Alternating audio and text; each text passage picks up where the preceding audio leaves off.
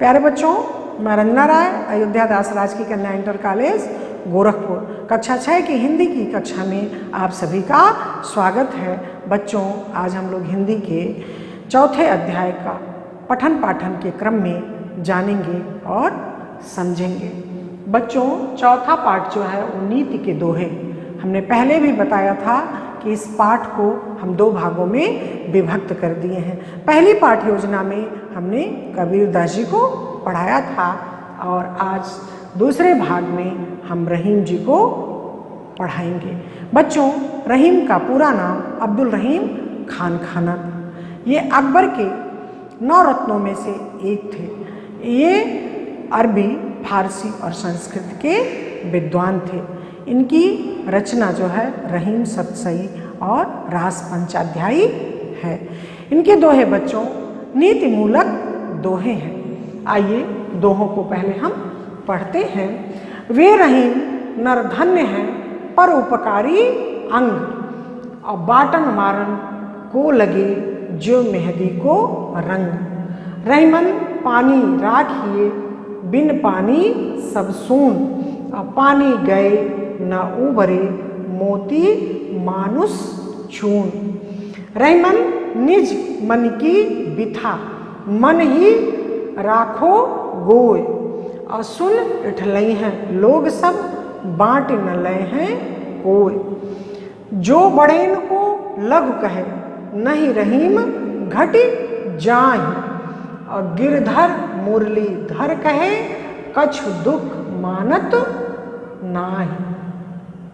समय लाभ समलाभ नहीं, समय चूक समचूक, और चतुरन चित रहीमन लगी समय चूक की हूक। बच्चों, रहीम दास जी कहते हैं कि वे रहीम नर धन्य हैं, वे लोग धन्य हैं परोपकारी अंग, जो उपकारी लोगों के साथ, जो परोपकारी लोगों के साथ रहते हैं, वे लोग क्या हैं?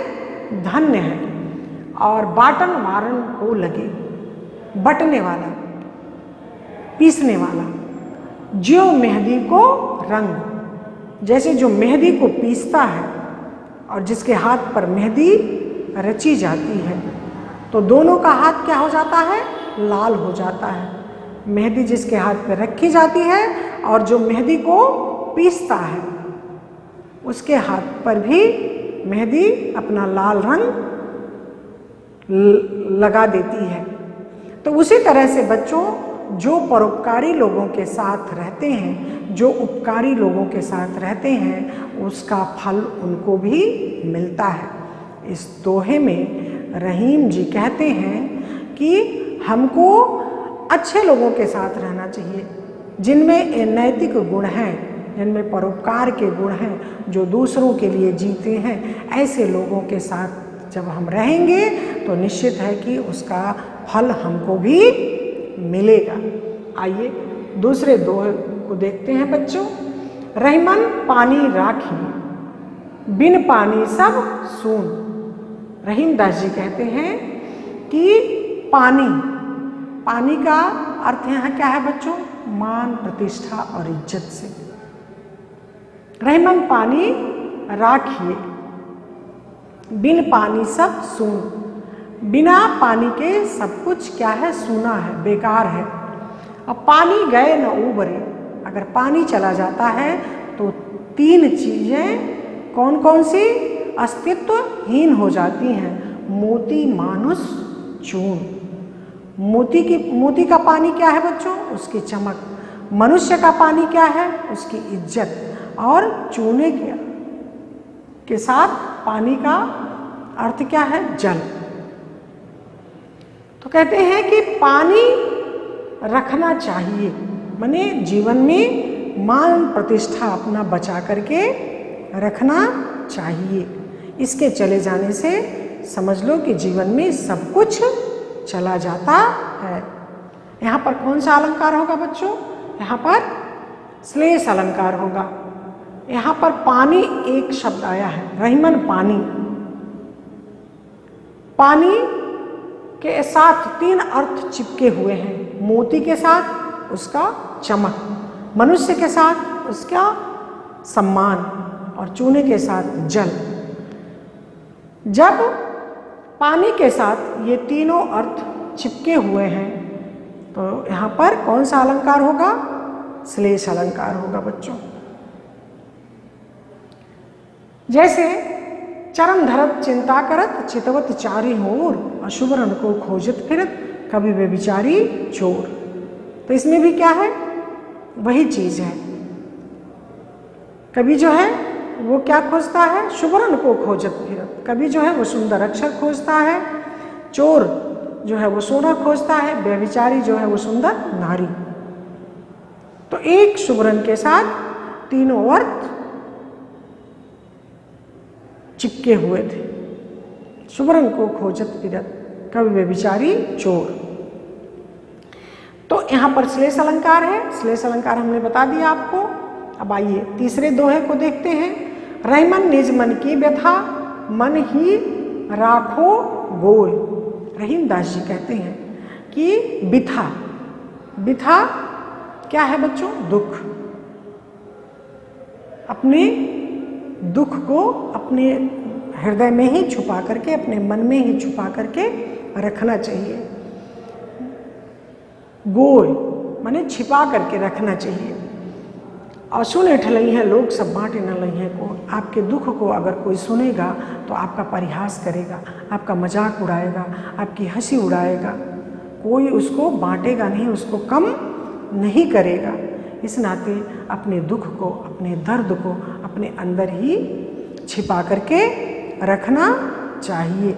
इस दोहे में रहीम दास जी हमको यही संदेश दे रहे हैं कि हमको अपने दर्द को अपने अंदर ही दबा करके, छिपा करके रखना चाहिए, क्योंकि उसको कोई कम नहीं करेगा। सुनने के बाद उसका परिहास ही करेगा, उसका मजाक ही उड़ाएगा। आइए चौथे दोहे को देखते हैं बच्चों। जो बड़न को लघु कहे नहीं रहीम घट जाए, और गिरधर मुरलीधर कहे कछ दुख मानत नाई। जो बड़े लोग हैं, बड़े लोगों का मतलब जो अच्छे लोग हैं, जिनका समाज में एक स्थान है, जो अपने कर्मों के, अपने सत्कर्मों के बल से अपना स्थान बनाए हुए हैं, उनको अगर कोई छोटा भी कहे, यानी जो लोग अच्छे हैं अगर उनकी कोई बुराई भी कहे, तो रहीम दास जी कहते हैं कि उनका कुछ नहीं बिगड़ता, उनका कुछ कम नहीं होता। जो अच्छा है वो अच्छा है।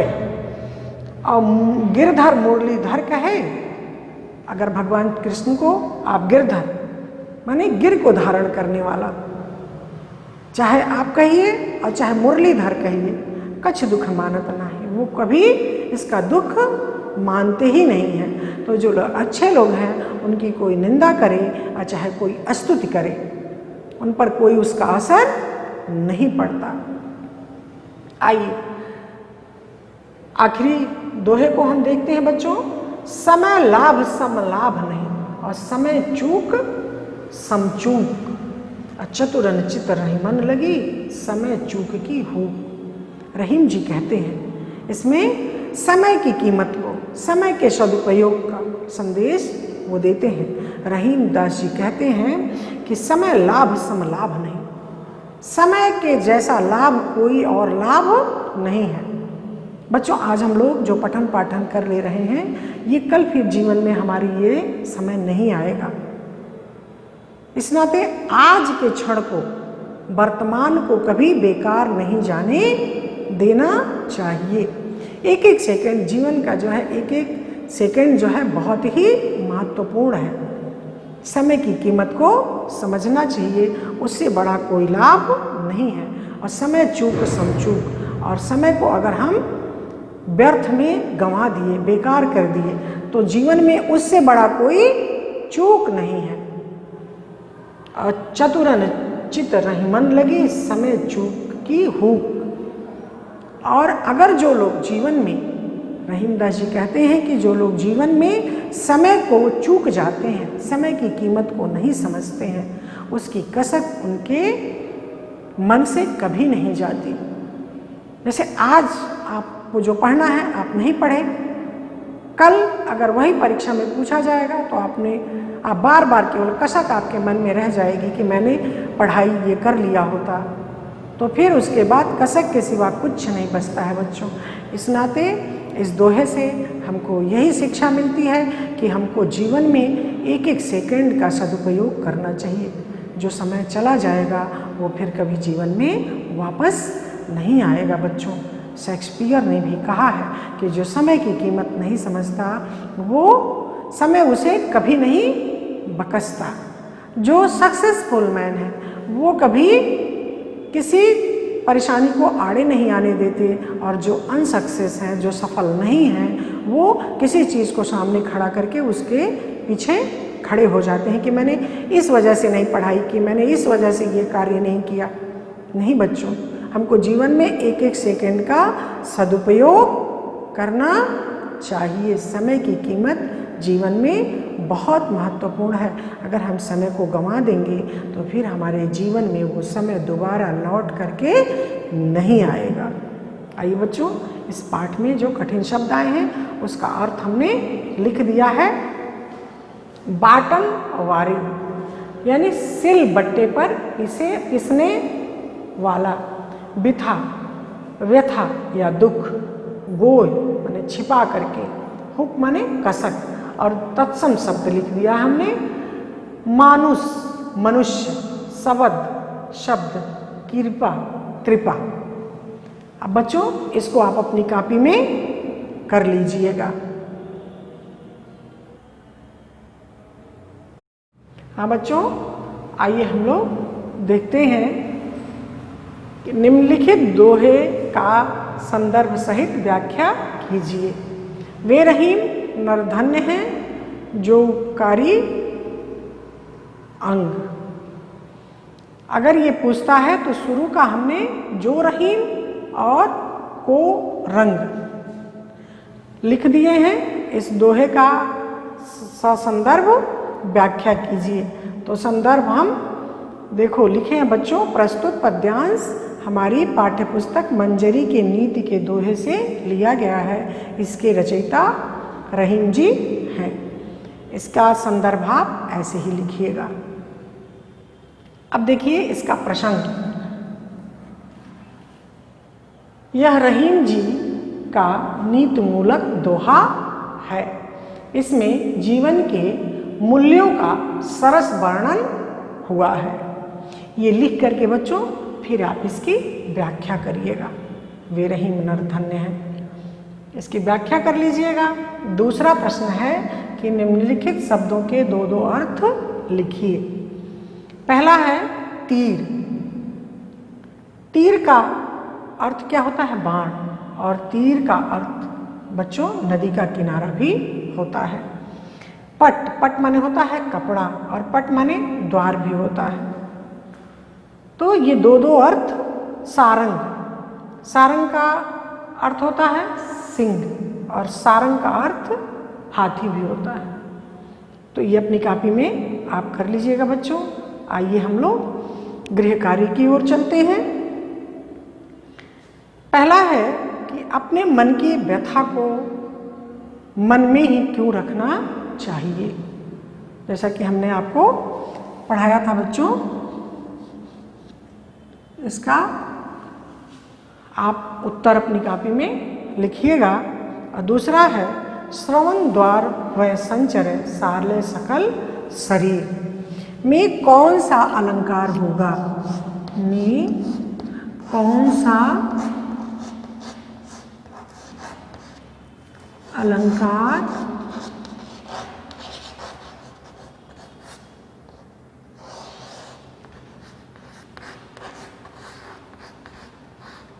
अलंकार होगा?